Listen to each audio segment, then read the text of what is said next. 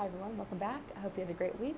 If you remember the last couple weeks, 2 weeks ago, Joshua led the Israelites across the Jordan River. Last week, they fought the Battle of Jericho and won, of course. And that's where we pick up now. We're going to continue this week with chapters 7, 8, and 9 of the book of Joshua. All right, chapter 7. But the Israelites violated the ban. Achan, son of Carmi, son of Zerah, of the tribe of Judah, took goods that were under the ban, and the anger of the Lord flared up against the Israelites. Joshua next sent men from Jericho to Ai, which is near Bethel on its eastern side, with instructions to go up and reconnoiter the land. When they had explored Ai, they returned to Joshua and advised, "Do not send all the people up. If only about 2,000 or 3,000 go up, they can overcome Ai. The enemy there are few. You need not call for an effort from all the people." About 3,000 of the people made the attack, but they were defeated by those at Ai, who killed some 36 of them. They pressed them back across the clearing in front of the city gate till they broke ranks and defeated them finally on the descent, so that the confidence of the people melted away like water. Joshua, together with the elders of Israel, rent his garments, and they lay prostrate before the ark of the Lord until evening, and they threw dust on their heads.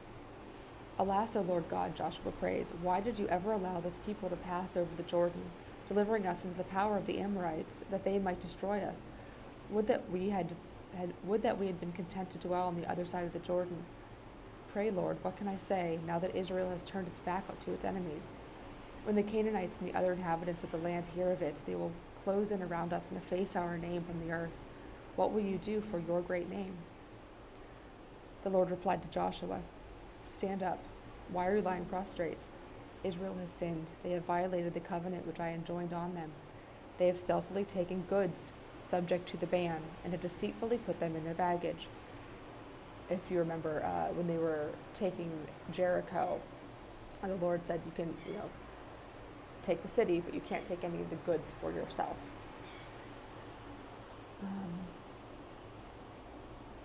If all the Israelites cannot stand up to their enemies, but must turn their back to them, it is because they are under the ban. I will not remain with you unless you remove from among you whoever has incurred the ban. Rise, sanctify the people. Tell them to sanctify themselves before tomorrow, for the Lord, the God of Israel, says, "You are under the ban, O Israel. You cannot stand up to your enemies until you remove from among you whomever has incurred the ban.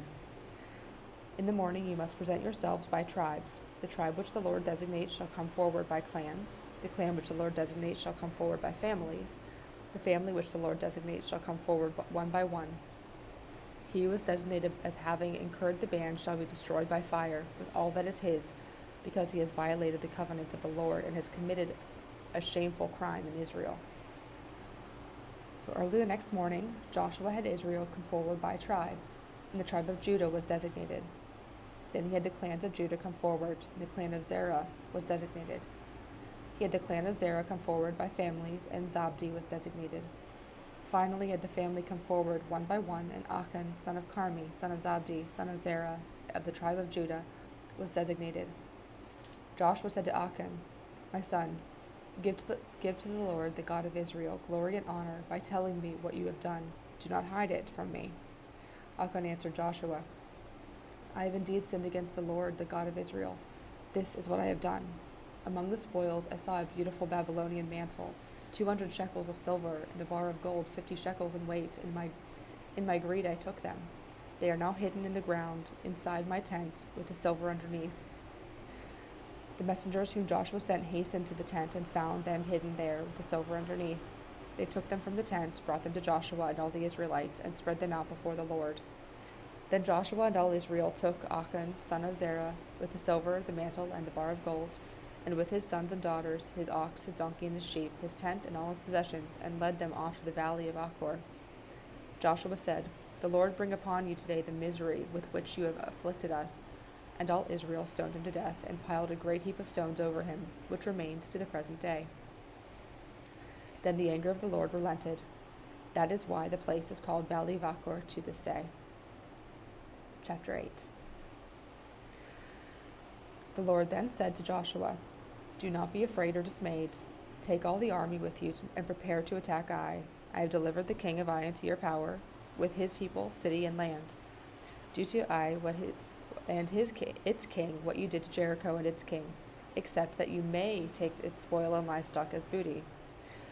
Set an ambush behind the city, so Joshua and all the soldiers prepared to attack Ai, picking out 30,000 warriors. Joshua sent them off by night with these orders: see that you ambush the city from the rear, at no great distance, then all of you be on the watch. The rest of the people and I will come into the city, and when they make a sortie against us, as they did the last time, we will flee from them. They will keep coming out after us until we have drawn them away from the city, for they will think we are fleeing from them as we did the last time. When this occurs, rise from ambush and take possession of the city, which the Lord your God will deliver into your power. When you have taken the city, set it afire in obedience to the Lord's command. These are my orders to you." Then Joshua sent them away. They went to the place of ambush, taking up their position to the west of Ai, toward Bethel. Joshua, however, spent the night in the plain. Early the next morning, Joshua mustered the army and went up to Ai at its head, with the elders of Israel. When all the troops he led were drawn up in position before the city, they pitched camp north of Ai, on the other side of the ravine. He took about 5,000 men and set them in ambush between Bethel and Ai, west of the city. Thus the people took up their stations, with the main body north of the city and the ambush west of it, and Joshua waited overnight among his troops. The king of Ai saw this, and he and all his army came out very early in the morning to engage Israel in battle at the descent towards the Arabah, not knowing that there was an ambush behind the city. Joshua and the main body of the Israelites fled in seeming defeat toward the desert, till the last of the soldiers in the city had been called out to pursue them. Since they were drawn away from the city, with every man engaged in this pursuit of Joshua and the Israelites, not a soldier remained in Ai or Bethel, and the city was open and unprotected. Then the Lord directed Joshua, "Stretch out the javelin in your hand toward Ai, for I will deliver it into your power." Joshua stretched out the javelin in his hand toward the city, and as soon as he did so, the men in ambush rose from their post, rushed in, captured the city, and immediately set it on fire. By the time the men of Ai looked back, the smoke from the city was already sky high. Escape in any direction was impossible, because the Israelites, retreating toward the desert, now turned on their pursuers. For when Joshua and the main body of the Israelites saw that the city had been taken from ambush and was going up in smoke, they struck back at the men of Ai. Since those in the city came out to intercept them, the men of Ai were hemmed in by Israelites on either side, who cut them down without any fugitives or survivors, except the king, whom they took alive and brought to Joshua. All the inhabitants of Ai who had pursued the Israelites into the desert were slain by the sword there in the open, down to the last man. Then all Israel returned and put to the sword those inside the city. There fell that day a total of 12,000 men and women, the entire population of Ai. Joshua kept the javelin in his hand stretched out until he had fulfilled the doom on all the inhabitants of Ai. However, the Israelites took for themselves as booty the livestock and the spoil of the city, according to the command of the Lord issued to Joshua. Then Joshua destroyed the place by fire, reducing it to an everlasting mound of ruins, as it remains today. He had the king of Ai hanged on a tree until evening. Then at sunset Joshua ordered the body removed from the tree and cast at the entrance of the city gate, where a great heap of stones was piled up over it, which remains to the present day. Later, Joshua built an altar to the Lord, the God of Israel, on Mount Ebal, of unhewn stones on which no iron tool had been used, in keeping with the command to the Israelites of Moses, the servant of the Lord, as recorded in the book of the law. On this altar they offered holocausts and peace offerings to the Lord. There, in the presence of the Israelites, Joshua inscribed upon the stones a copy of the law written by Moses, and all Israel, stranger and native alike, with their elders, officers, and judges, stood on either side of the ark, facing the Levitical priests, who were carrying the ark of the covenant of the Lord. Half of them were facing Mount Gerizim, and half Mount Ebal, thus carrying out the instructions of Moses, the servant of the Lord, for the blessing of the people of Israel on this first occasion. Then were read aloud all the words of the law, the blessings and the curses, exactly as written in the book of the law. Every single word that Moses had commanded, Joshua read aloud to the entire community, including the women and children and the strangers who had accompanied Israel. In chapter 9. When the news reached the kings west of the Jordan, in the mountain regions and in the foothills, and all along the coast of the Great Sea as far as Lebanon, Hittites, Amorites, Canaanites, Perizzites, Hivites, and Jebusites, they all formed an alliance to launch a common attack against Joshua and Israel. On learning what Joshua had done to Jericho and Ai, the inhabitants of Gibeon put into effect a device of their own. They chose provisions for a journey, making use of old sacks for their donkeys and old wineskins torn and mended. They wore old patched sandals and shabby garments, and all the bread they took was dry and crumbly. Thus they journeyed to Joshua in the camp at Gilgal, where they said to him and to the men of Israel, "We have come from a distant land to propose that you make an alliance with us." But the men of Israel replied to the Hivites, "You may be living in land that is ours. How then can we make an alliance with you?" But they answered Joshua, "We are your servants." Then Joshua asked them, "Who are you? Where did you come from?" They answered him, "Your servants have come from a far-off land, because of the fame of the Lord your God. For we have heard reports of all that he did in Egypt, and all that he did to the two kings of the Amorites beyond the Jordan, Sihon, king of Heshbon, and Og, king of Bashan, who live in Ashtaroth. So our elders and all the inhabitants of our country said to us, 'Take along provisions for the journey and go to meet them. Say to them, "We are your servants. We propose that you make an alliance with us." This bread of ours was still warm when we brought it from home as provisions the day we left to come to you, but now it is dry and crumbled. Here are our wineskins, which were new when we filled them, but now they are torn.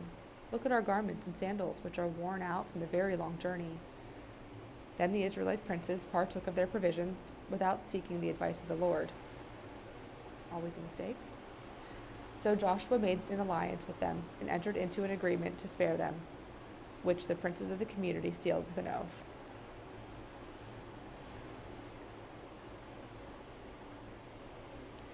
Yes. I want to read that part again because it's worth repeating. Then the Israelite princes partook of their provisions without seeking the advice of the Lord.